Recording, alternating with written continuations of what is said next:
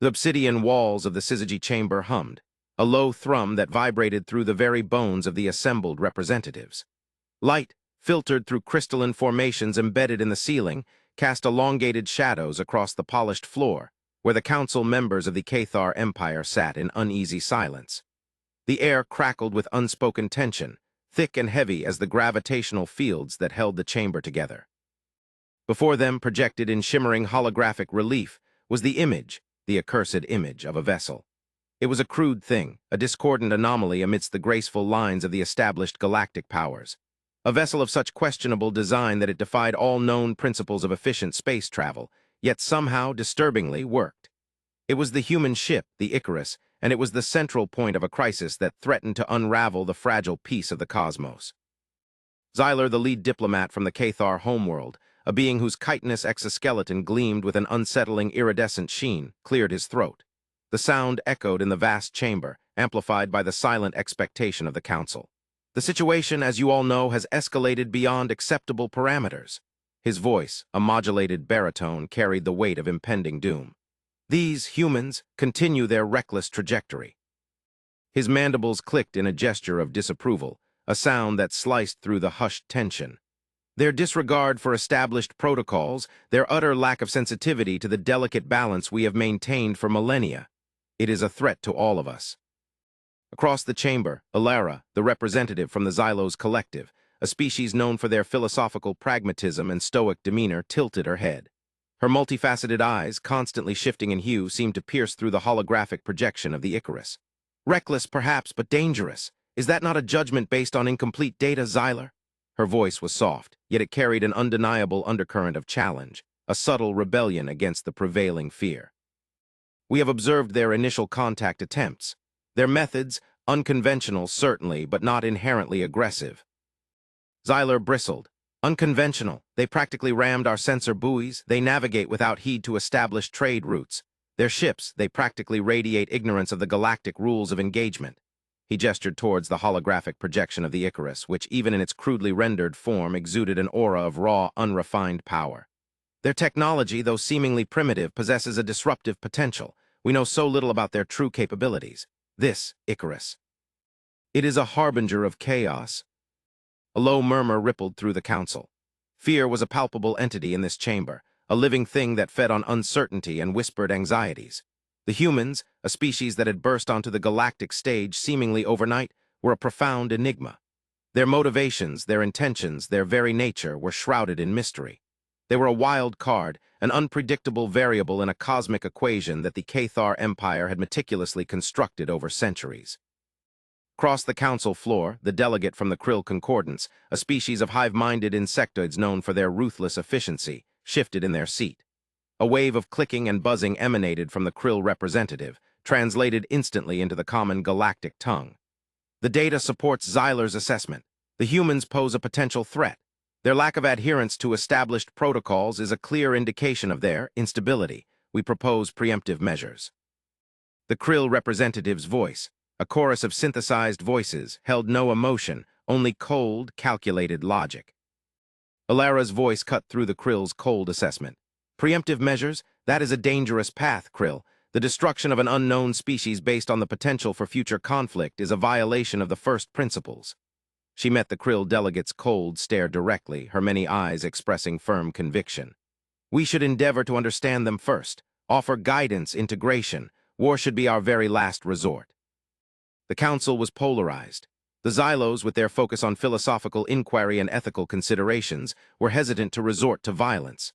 The Krill, with their hive-minded collective and pragmatism, were eager to eliminate any potential threat. The Cathar, caught between their fear and their desire to maintain galactic order, wavered uneasily. The silence stretched, a taut membrane stretched between the factions, threatening to tear apart at any moment. Xyler turned to the holographic projection of the Icarus. The question before us, he stated slowly, is not if they are a threat, but when they will become one. And what are we to do until that event occurs? His gaze was dire. Ted at the faces of the council members, a plea for the most difficult of decisions. A decision that could potentially change the fate of the entire galaxy. Days bled into weeks. The Icarus continued its erratic course through the galactic lanes, making no apparent attempts at communication or diplomacy. Its presence was a constant reminder of the uncertainties that plagued the Cathar Empire. The council met almost daily, each session filled with tense debate, accusations, and veiled threats. The fear of the humans, of their unknown intentions and capabilities, had seeped into the very fabric of the empire. Trade routes were disrupted, security protocols were tightened, and the threat of war loomed. During one such session, a new report was presented. It detailed the analysis of the Icarus's sensor emissions. The findings were perplexing. The human ship was not emitting the expected energy signatures of a warship. It carried no discernible offensive weaponry. Instead, the readings indicated a complex network of internal systems, some of which defied all known principles of engineering. There were energy signatures that had never before been observed, signatures that hinted at the manipulation of forces that the Cathar Empire had not even conceived of. Alara seized the opportunity. "This report," she stated, her voice calm and reasoned, "supports the argument for cautious observation. Their methods are unique, yes, but not necessarily threatening. Their technology appears different, perhaps not as simple as we initially assumed." Xyler scoffed. "Different? It is incomprehensible. Their designs are haphazard, their navigation illogical. It is almost as if they are actively trying to defy all our expectations." He paused, his iridescent exoskeleton gleaming in the light. "And what does this different technology truly represent? A carefully laid deception, a new weapon of unimaginable power." The Krill delegate, their voice a chorus of unwavering logic, chimed in. "Regardless of the reasoning behind the Icarus design, we must approach the problem with caution. Preemptive measures are still a viable option." The debate continued, the same arguments being rehashed, the same fears reawakened. But as the weeks passed, a subtle shift began to occur. The initial fear, the visceral revulsion that the humans had inspired, began to give way to something else. A reluctant curiosity, a grudging respect, even a flicker of admiration. The audacity of the Icarus, its sheer, illogical existence, was a testament to the boundless creativity of the species that had created it. One day, a message arrived, beamed directly from the Icarus. It was a signal, a simple burst of energy carrying a message in a language no one could understand. The message was quickly translated by the council's linguists. It was a request for a meeting. The council was stunned. After weeks of silent observation, of navigating through the vastness of space without so much as a whisper, the humans were asking for a dialogue. Xyler was the first to speak, his voice laced with suspicion. "A trap, a feint. Are they now trying to lull us into a false sense of security?" The Krill delegate responded, their synthesized voice completely without emotion. "Analysis indicates no immediate threat. A meeting should be considered. Observe, listen, and prepare for any eventuality." Alara's assessment was more direct. "This is an opportunity, a chance to truly understand these humans. We can't fear forever. We must see what it is that they have to offer." The decision was made. A delegation led by Xyler with Alara as a key advisor would meet with the humans. The location was set, a neutral space station, a forgotten outpost on the edge of known space. The atmosphere in the Syzygy chamber was thick with anticipation as the delegates prepared to leave. The weight of galactic history rested on their shoulders. As the Cathar delegation approached the space station, they received an image of the Icarus. The vessel appeared to be entirely alone, a small, almost insignificant speck against the backdrop of the cosmos. The human ship in all its strange, illogical beauty was docked. The delegation stepped out of their transport craft and approached the docking bay. The air was sterile, charged with the hum of the station's life support systems. Before them, the airlock of the Icarus stood open, inviting them inside. Xyler and Alara exchanged a look. This was it, the moment of first contact. The fate of the galaxy hung in the balance. The interior of the Icarus was unexpected. The Cathar delegates, accustomed to the clean lines and efficient design of their own spacecraft, were met with an interior that was both chaotic and surprisingly functional. The walls were covered with a bewildering array of gauges, screens, and conduits. Cables snaked across the floor, and the air was filled with the faint scent of oil, metal, and something else, something that the Cathar could not quite place. They were greeted by a human, a tall, slender figure dressed in a simple, functional uniform. The human's skin was a pale, almost translucent hue, its features remarkably symmetrical. Their eyes were large and dark, filled with an unsettling intelligence. The human extended a hand in a gesture of greeting, a gesture that was entirely new to the Cathar. "Welcome," the human said, their voice smooth and calm. "We are honored to receive you." Xyler, still grappling with the unfamiliar surroundings, inclined his head in acknowledgement. "We are the representatives of the Cathar Empire. We come in peace." He chose his words carefully, ready for any potential deception or conflict. The human smiled. It was a genuine smile, a display of teeth that the Cathar found simultaneously unsettling and intriguing. "We are the representatives of the Terran Federation. We too are here in peace. Please come with me. We have much to discuss." The delegation was led into a spacious room, the center of which was dominated by a large, circular table. On the table were various objects: data pads, holographic projectors, even a few strange, organic-looking plants. Several other humans were present, each of them watching the delegation with an air of calm curiosity. The human who had greeted them gestured towards the seats around the table. "Please sit. We have prepared a demonstration, a way to explain our current trajectory." As the delegates sat, the central table lit up. The holographic projector sprung to life, displaying a swirling galaxy of stars and planets. A complex and unfamiliar pattern of movement began to play out in front of them. The humans, the Cathar noticed, were not simply building ships, exploring space, or conquering planets. The demonstration showcased an elaborate project of construction across countless worlds.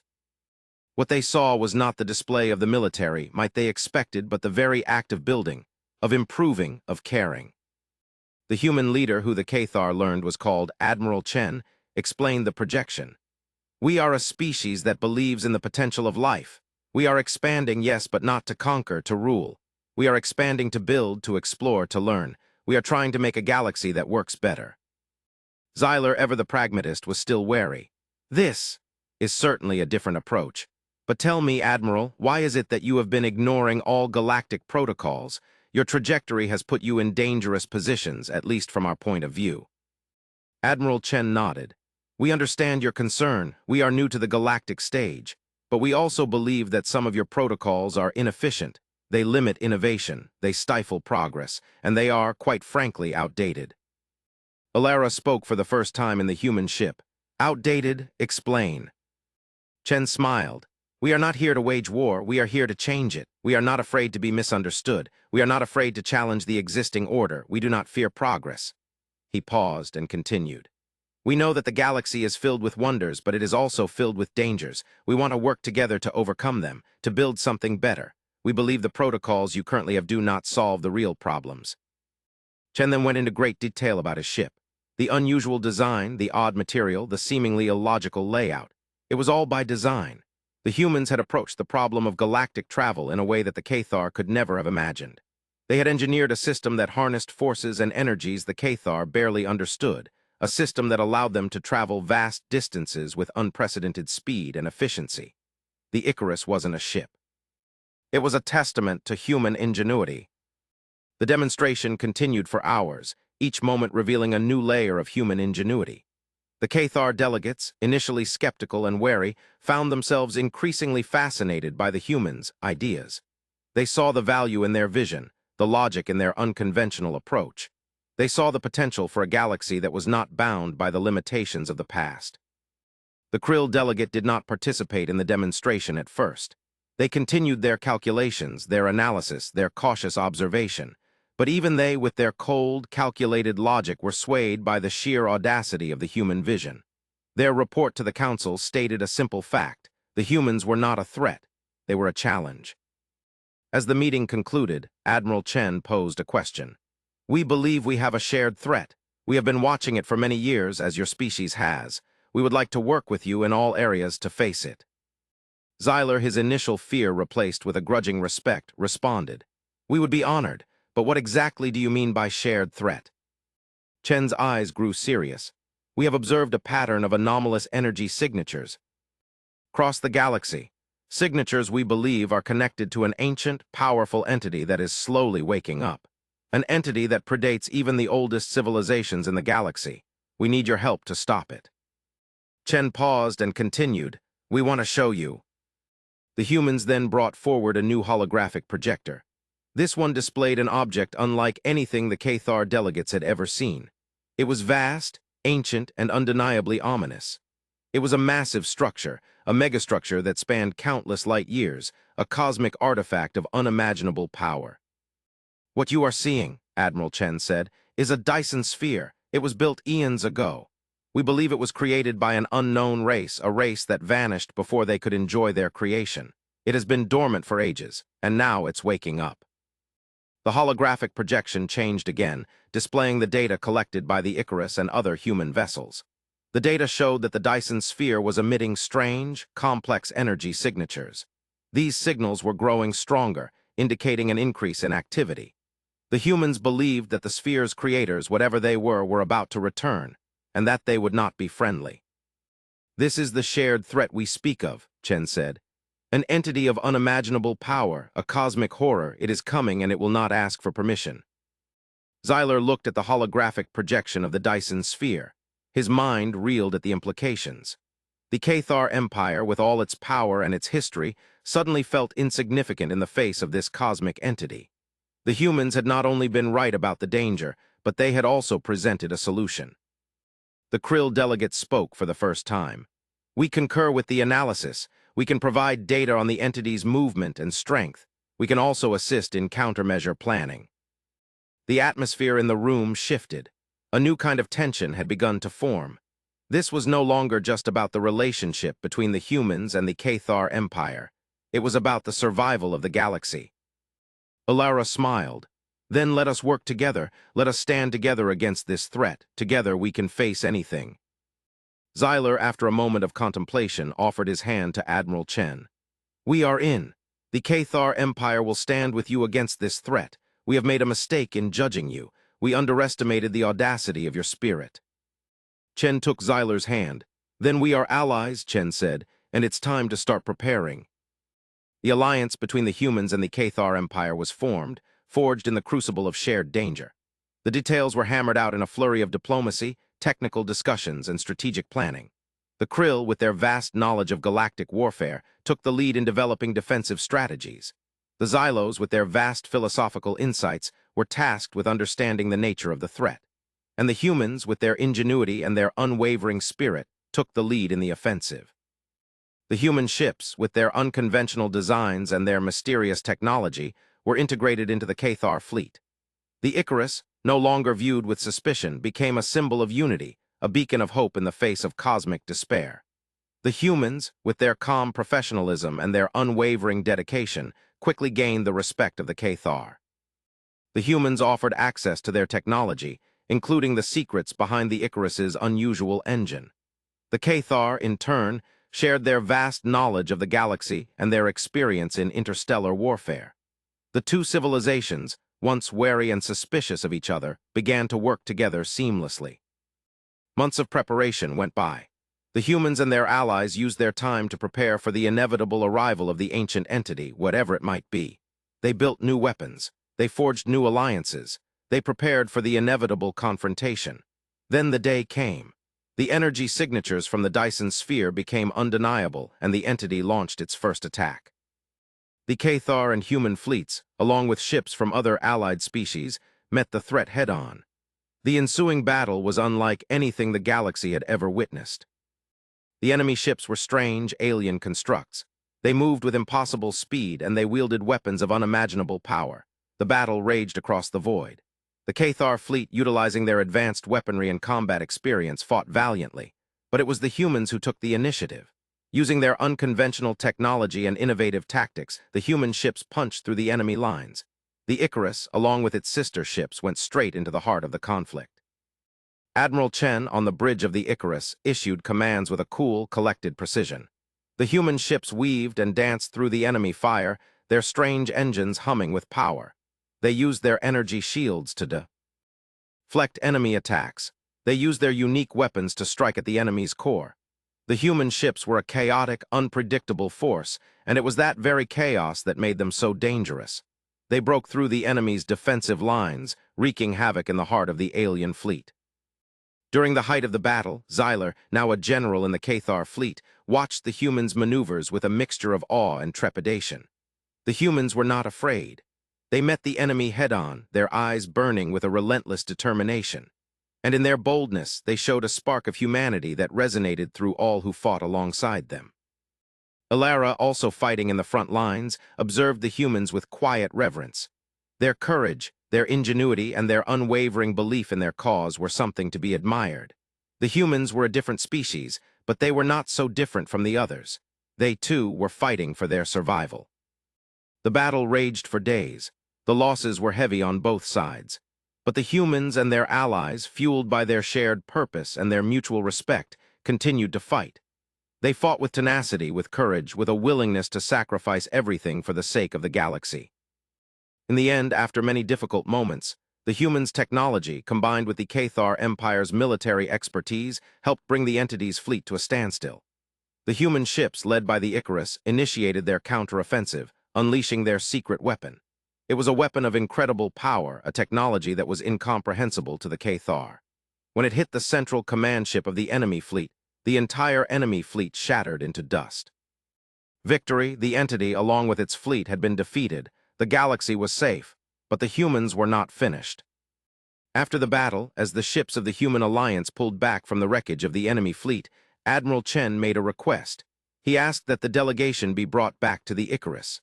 Chen, Xyler, and Ilara gathered around the same circular table as before. The humans had more to show, more to tell. Admiral Chen looked out the viewports at the stars that shone. The destruction of the entity's fleet was only a temporary victory, he said. The core issue remains. We've seen the end, and we can't forget what we've seen. Xyler replied, the entities are gone. What could the problem possibly be? Chen turned and smiled. The Dyson sphere remains, and it's not a tomb, it's a message, one that will change everything. Chen motioned, and the lights dimmed. The holographic projector sprung back to life, but this time it displayed a new image. It was an image of the Dyson sphere, but from a different perspective, showing the inside. The inner surface of the sphere, which was filled with a network of complex structures, began to glow. After the battle, we discovered that the Dyson sphere was not a weapon, Chen explained. It was a library, a repository of all the knowledge of the race that created it, the progenitors. And not only that, but they have also been broadcasting into the cosmos. The projection zoomed in, focusing on a specific area within the sphere. The area contained a complex array of symbols, a language that the humans, along with the Cathar and other allied species, had begun to decipher. The language wasn't like anything they had ever encountered before. It was not based on words, but on images and concepts. It was a language of pure, unadulterated knowledge. We have translated a small portion of the message, Chen said. And the message says, he paused. The message says that we are not alone, that there are others out there beyond our galaxy, and that they are coming. They are on their way. The air in the room grew cold. The implications of this revelation were staggering. The galaxy, which they had fought so hard to protect, was only a small part of a larger, more complex universe. The victory they had achieved was not the end. It was the beginning. Ilara stepped forward, and the progenitors. Chen shook his head. They vanished. But the message says that they left this library behind for those who came after them, to prepare, to warn, to share. Xyler, ever the pragmatist, was the first to speak. So what must we do? We prepare. Chen looked at Xyler, then Ilara. This is a galaxy-sized problem, and we will need to work together with all we can find. He added with a wry smile, I have an idea. Chen explained his plan. The humans, with their ingenuity and their technological prowess, would take the lead in building a new fleet, a fleet capable of crossing the interstellar void. The Cathar Empire, with its vast resources and its experience in galactic governance, would take the lead in forging new alliances. The Krill, with their vast knowledge of galactic warfare, would take the lead in developing new strategies. The next stage is here, Chen said. This is the mom.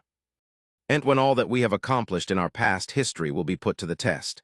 Now let's go out there and meet whatever's coming. We're going to need to meet others. We will do whatever it takes to protect the innocent and the weak. We will unite, no matter what it takes. As the humans and their allies prepared for the new era, they had a decision to make. They had to determine what their role in this new cosmic order would be. Would they be conquerors? Would they be defenders? Would they simply try to survive? The humans, with their innate sense of curiosity and their unwavering belief in the potential of life, knew the answer. Chen smiled, and he showed the audience. The projection showed the construction of new ships. ships of many different designs, all working together, all heading out into the black of space. And they all were headed in the same direction, outwards towards the edge of known space, toward the unknown. The camera zoomed out, showing the entire fleet ready to face the future. The camera panned back and showed Admiral Chen once more. He looked out at the fleet with a look of awe and anticipation. He looked at Xyler, then to Alara. "We will be explorers," Chen said. "We will be pioneers. We will be the guardians of the galaxy." The camera continued to pan back, until the viewer could see the Icarus and all the other ships, flying toward a horizon of stars. It showed the human fleet, alongside the Cathar fleet and every other faction in the Alliance, heading out into the uncharted depths of space.